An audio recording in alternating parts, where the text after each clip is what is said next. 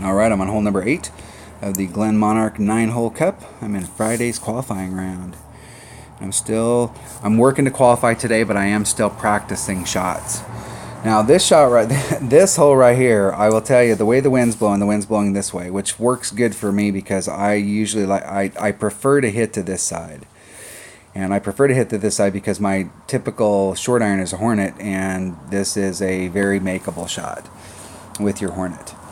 If you're coming over here, you're probably gonna. I would bring this. To me, feels more like you need a thorn or a claw or something that's got a little bit of backspin, because where you come in at it here, you have a little bit less to work with. But the wind is blowing this way, so you got to pay attention to that, because if you're coming into this tournament and you're hitting over here, you're like, this is my pony. Now you're having a pure side wind for your second shot, and it's super hard to. I mean, you got to be right on when you dial out side wind. Whereas if you hit over here and you come in, the wind's going with you, so it's really easy to make the wind adjustment. So the play here is to do this shot and try and get it in the hole. I did bring a berserker out here yesterday, and I found that in my landing area out here, you can get a berserker around, and I actually went past the green and ended up over here in the rough on the other side. The question is you can get on the green. I put everything on it. I put maximum topspin, maximum side spin, everything on it, maximum curl to get it over there. But the topspin was way too much. You just need enough to dribble you out of that. The question is, do you burn a 5-power ball to practice trying to get over there or not, when you can get a absolutely gorgeous look at eagle? I do have a few berserkers that I could blow, but I'm gonna go for it just for tiebreaker. Even though I'm on track for a 9, and I've had a lot of chances, and I don't think it's going to come down to tiebreakers in the weekend round. I think the safe play is to just get out there. So let's make sure I got a Hornet in both of these bags. I think I can get out there a little bit better with my extra mile.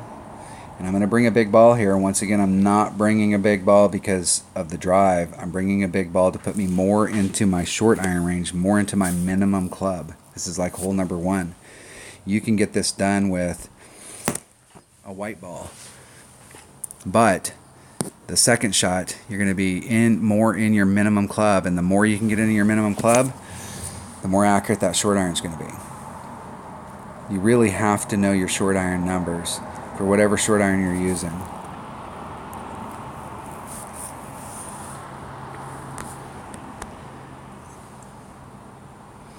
Get a couple rings off. Just trying to get out into that area. I don't think I need to use all the top spin. Just try and dribble out. I want to be 2 rings off.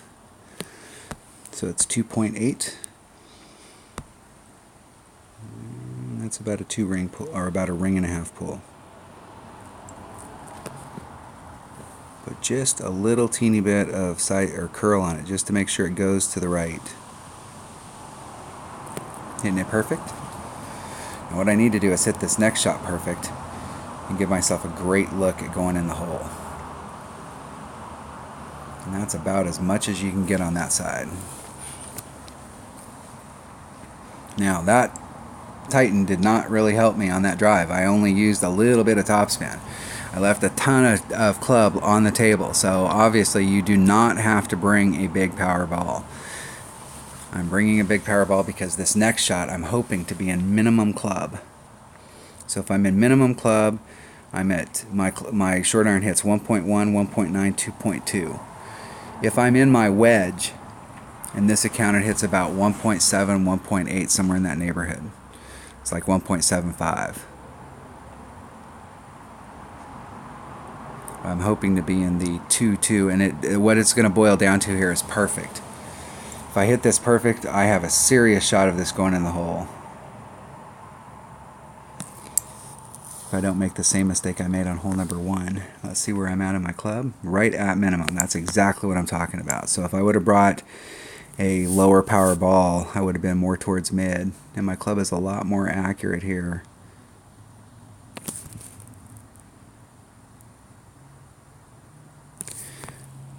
Okay, I'm at minimum club. It's 2.2, so that leaves me 8. So that's about a ring and a third.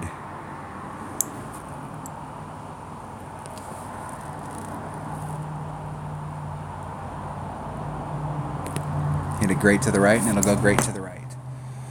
On those shots right there, they don't. If you don't hit it perfect, it ain't going in the hole. No, that's BS. Gravity would have pulled that around. Gravity would have pulled that in the hole. Once that started in the downward spiral in a cup like that, it may swirl once it gets in the cup, but gravity would have pulled that in. It would have swirled on the inside of the cup, not swirling around the edge and then popping back out. Although then we have to add in centrifugal force, so I'm sure that in their algorithm that's exactly what they did. They added in centrifugal force into it. They were in the perfect spot. They hit that shot perfect, and they should have been in the hole. So that tells me they didn't know their numbers on their short iron. You really got to know. That'll separate you from a big crowd because there's a lot of holes. Some tournaments, your short iron doesn't come into play. They're long iron tournaments. Some tournaments are wood tournaments. But the ones where you have a lot, where you engage your short iron a lot, it is super important to know those short iron numbers, because in those tournaments, that's why in those tournaments you see, like, how did these people shoot a minus 32 or minus 34? Because they knew their short iron numbers, and they were able to pop those in the hole. I haven't had a lot of luck today, but you have to make your own luck, and I haven't made enough of my own luck today. And I'm okay with that. It's the weekend round that counts.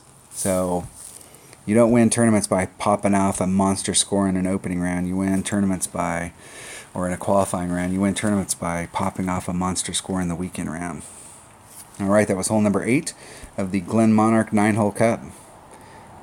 I'm in Friday's qualifying round in the rookie division. Thanks for watching.